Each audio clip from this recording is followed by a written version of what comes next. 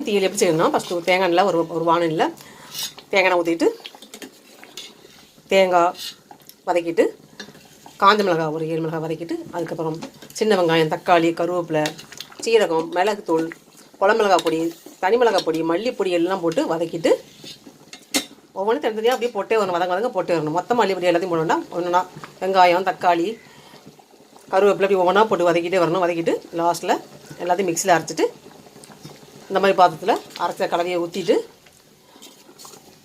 கொஞ்சம் நல்லெண்ணெய் ஊற்றிட்டு திருப்பி இந்த திரைச்சி மீனை உள்ளே சேர்த்துட்டு தண்ணி நம்ம தேவையான ஊற்றி கொதிக்க வச்சோன்னா திரைச்சி மீன் தீயல் ரெடி ஆயிடுச்சு. இதுதான் திரைச்சி மீன் தீயல். புளி சேர்க்குறதும் சேர்க்காததும் அவங்கவுங்க விருப்பத்தை பொறுத்தா இருக்குது. ஆஃப் பண்ணியாச்சு. திரைச்சி தீயல் ரெடி ஆயிடுச்சு. திருக்க மீன் ஏற்கனவே குழம்பு செஞ்ச வீடியோ போட்டிருக்கு. இது தீயல்